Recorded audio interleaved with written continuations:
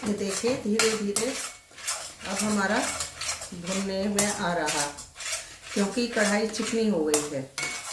अब बाजार का अगर यही घर का अगर यही खोआ होता तो इसमें से घी छूट रहा होता, लेकिन बाजार का जो है खोआ है तो इसमें सिर्फ कढ़ाई चिकनी हुई है, घी नहीं छूट रहा है। वरना इतनी देर में तो 2-3 चम्मच घी निकल आता अलग से, घर का खोआ होता है। ये देखिए गुलाबी रंग का हो गया है ये भुनते भुनते। अब हम गैस को बंद कर देंगे, क्योंकि अभी 5 मिनट तक तो हमारी कढ़ाई गर्म रहेगी, तो ये और भुनता रहेगा। इसलिए अब गैस बंद करके अब हम इसको चलाते रहेंगे। खोआ भुनने की पहचान है कि खोआ घी छोड़ देता है, तो समझ जाइए कि खोआ भुन गया है। अभी 5 मिनट तक इसको और ऐसे ही चलाते रहेंगे, वरना कढ़ाई गर्म है, नीचे जल जाएगा।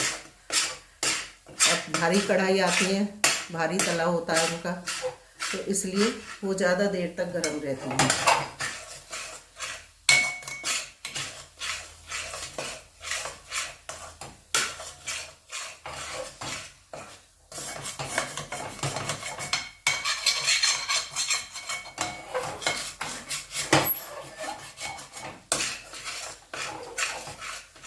अब ये खोआ हमारा भुन गया है, इसे ठंडा होने देते हैं। तब तक हम इसमें डालने के लिए ड्राई फ्रूट्स मेवे काट लेते हैं। अब हम गुजिया के लिए मैदा गूंद लेते हैं। तो ये मैंने आधा किलो मैदा ली है। इसमें अब मैं डालूंगी 1 पिंच नमक। कोई भी मीठी चीज़ बनाए तो उसमें इतना सा नमक डाला जाता है टेस्ट बढ़ाने के लिए।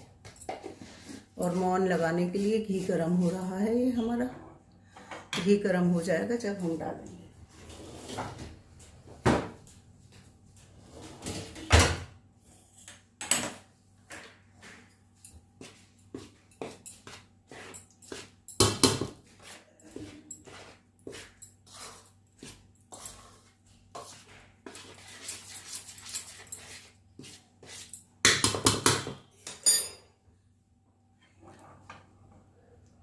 ये घी गरम हो गया है।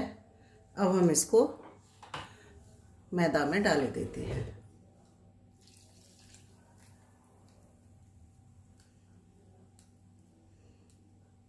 आधा किलो मैदा में 100 ग्राम घी डालना होता है और 1 किलो में 200 ग्राम।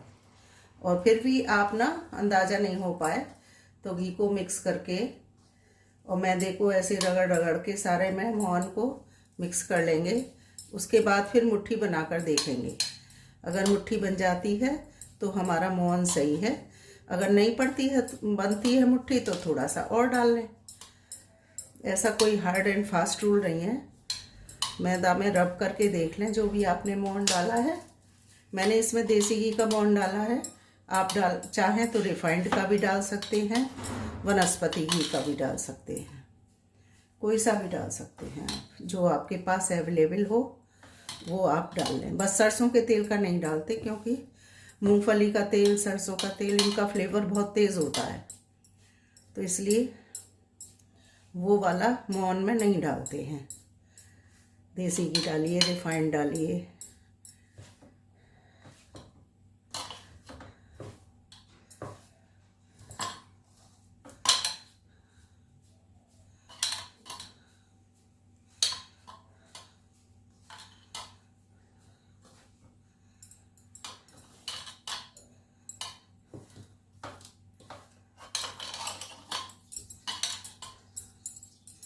अब हम लेंगे इसकी मुट्ठी बना के देखेंगे। देखिए पर प्रॉपर हमारी मुट्ठी बन रही है, इसलिए हमारा मोमन सही है।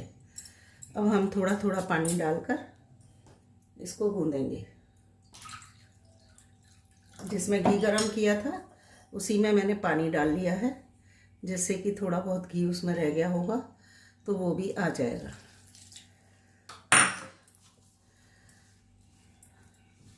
थोड़ा टाइट में गूंदेंगे इसको, आटे को।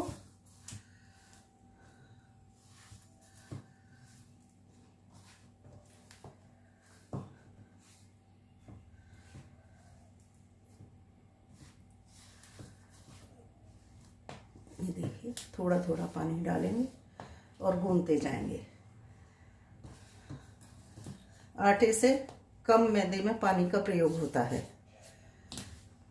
उतने ही आटे को गूंथने में ज़्यादा पानी लगेगा और मैदे को गूंथने में कम पानी लगता है।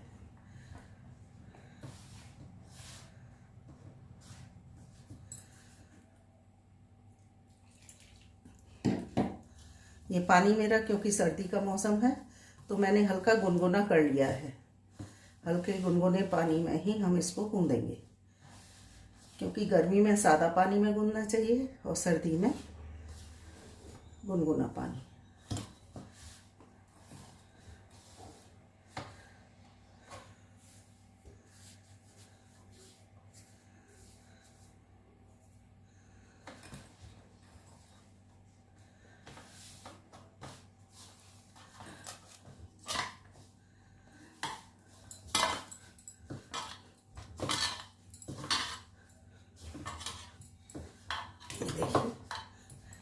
अब हमें पानी की ज़रूरत नहीं है, हम इसको अब ऐसे ही एक साथ कर लेंगे मिक्स।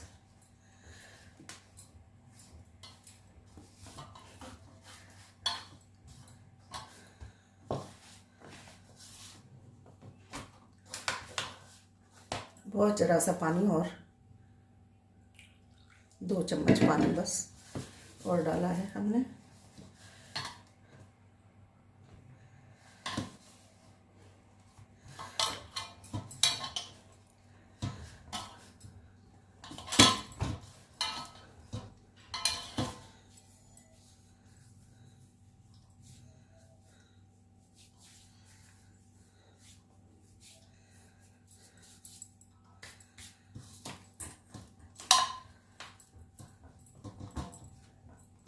अब हम इसको ढककर एक बर्तन से रेस्ट करने के लिए रख देंगे। देखिए खोआ हमारा लगभग भुन गया है। अब हमने खोआ निकाल दिया है कढ़ाई में से और उसी कढ़ाई में आधा चम्मच घी डाल के अब हम ये ड्राई फ्रूट अपने जो हमने काट के रखे हैं उनको सेक लेते हैं, जिससे कि इनका भी मॉइस्चर निकल जाए।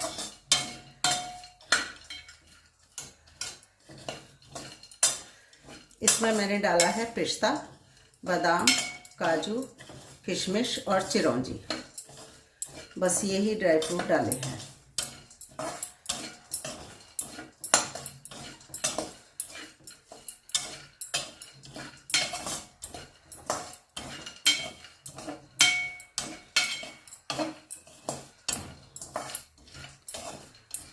बस थोड़ा सा ही सेकना है।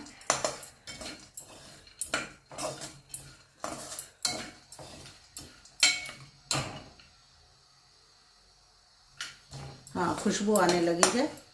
अब हम इसको गैस को बंद कर देंगे।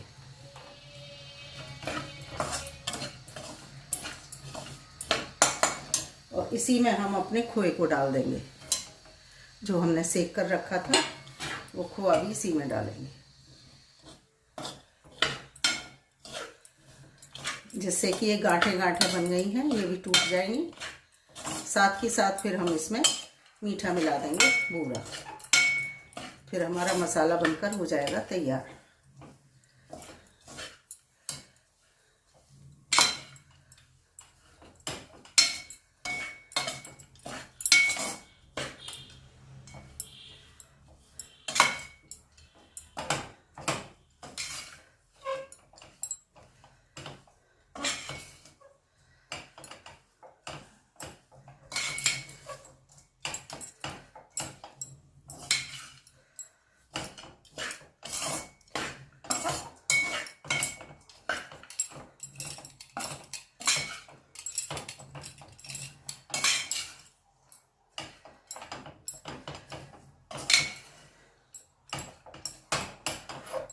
ये देखिए गरम कढ़ाई में डालने से खोए की गांठें सारी खुल गई हैं और सब मेवा और वो खोआ सब एक जगह मिल गया है।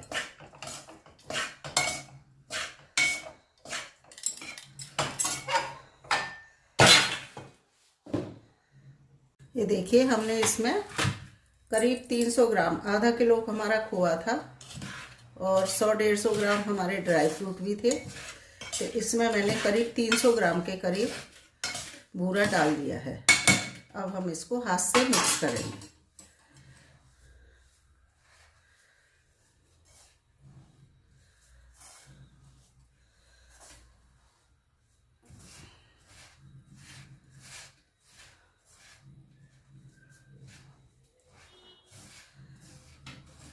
मसाला तैयार हो जाए, आटा गूंज जाए, फिर तो फटाफट बेलते जाओ और भरते जाओ, फिर टाइम नहीं लगता।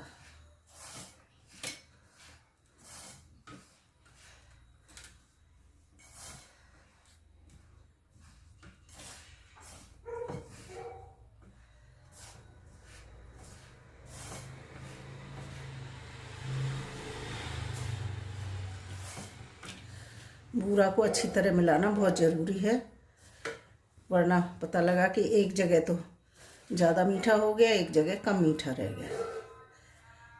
जैसे मोहन को मिलाते हैं, मैदा में मोहन डाल के मिलाते हैं, इसी तरह से बूरा को भी डालकर इसी तरह से मिलाना चाहिए, तभी हमारा परफेक्ट मीठा सब पूरे जगह मिल पाता है।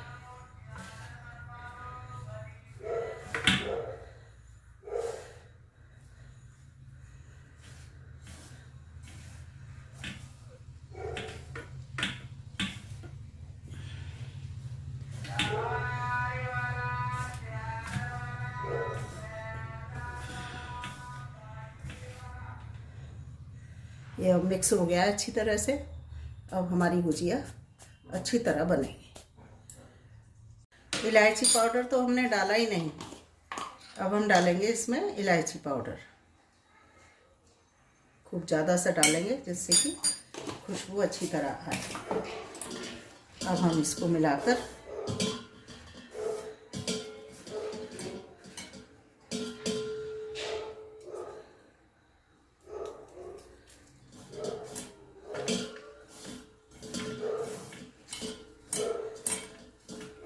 अब हम इसको भगोने में पलट कर रख देंगे।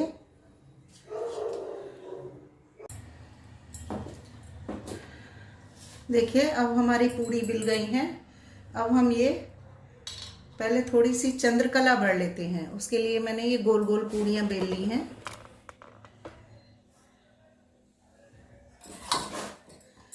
अब इसमें हम ये लगाएंगे, मैदा में पानी डालकर घोल कर रख दिया है, ये हम चारों तरफ किनारे किनारे लगाएंगे।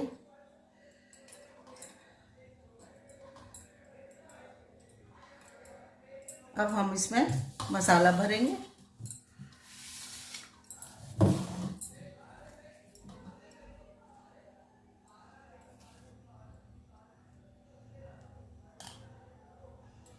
और दूसरी पूड़ी लेकर इसके ऊपर रखेंगे।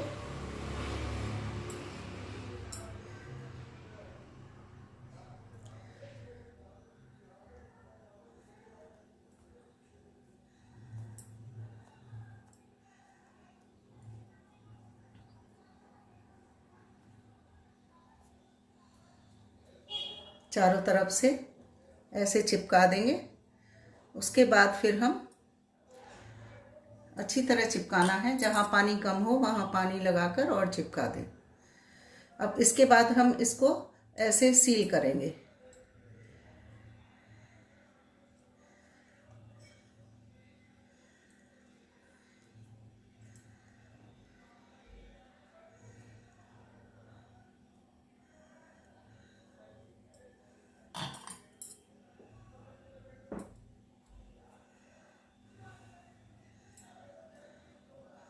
मुझे ज़्यादा डिज़ाइन बनानी नहीं आती है, ऐसे ही जैसे मैं देखती हूँ किसी को करते हुए वैसे ही मैंने कर ली है। अब जैसी आ रही है वैसे ही मैं बना लेती हूँ। ये देखिए मेरी एक चंद्रकला बनकर हो गई है तैयार। अब दूसरी बना लेती हूँ।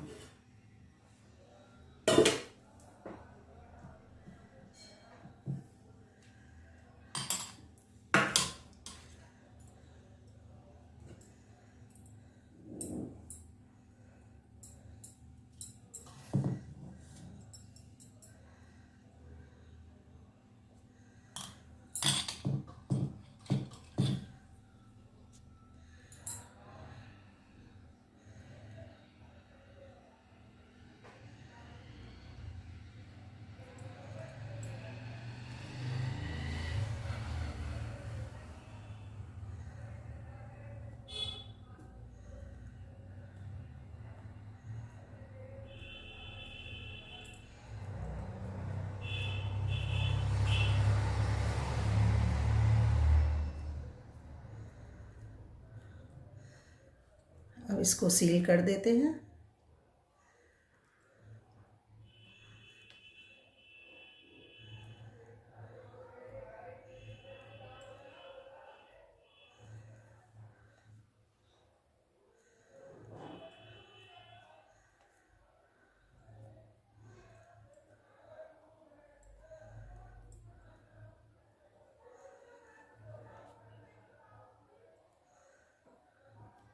ये देखिए दूसरी भी हमारी तैयार हो गई है। ये देखिए इस तरह से हम सारी भर लेते हैं, फिर आपको दिखाते हैं। हमारी चंद्रकला बनकर हो गई है तैयार। अब हम इन्हें तल लेते हैं।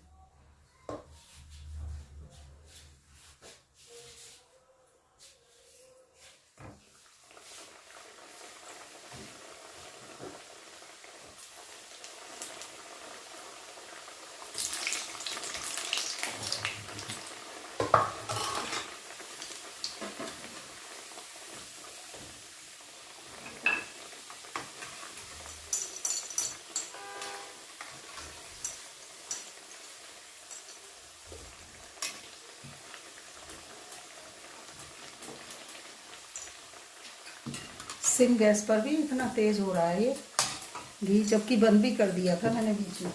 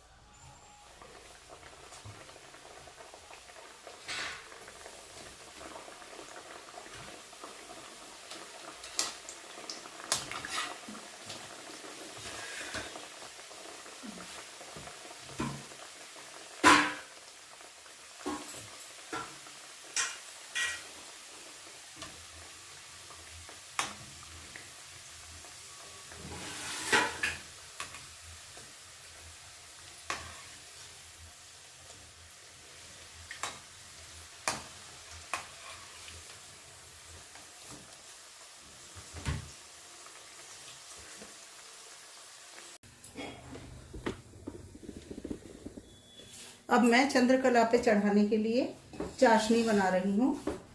ये मेरी चीनी है और इसमें इतना आधी कटोरी पानी डालूंगी।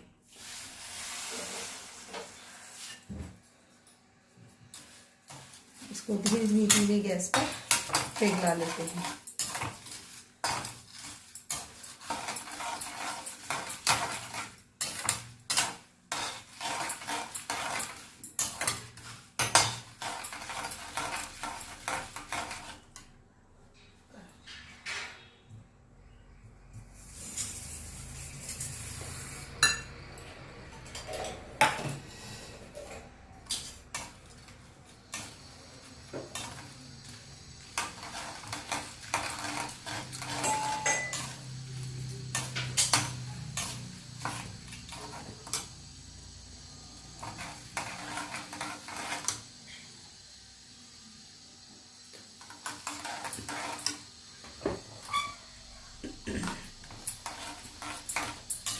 थोड़ी बनाई है वैसे तो चंद्रकला, लेकिन उसमें भी चाशनी में तो डुबोनी होती है वो, तो उसके लिए थोड़ी चाशनी बना रही हूँ मैं।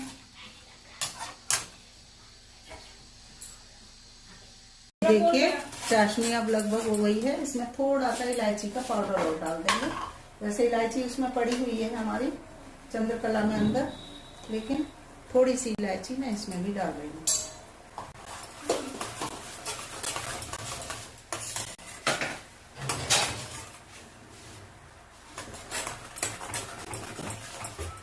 बस ज़्यादा गाढ़ी नहीं करेंगे। ये देखिए चिपचिपी सी चाशनी है। बस इसी को अब हम गैस बंद कर देते हैं और एक एक करके इन पर इन्हें डुबो डुबो कर रखते जाएंगे। जैसे जलेबियों को डुबो डुबो कर थोड़ी देर में रख देते हैं, ऐसे ही मैं इसको भी रखती जाऊंगी।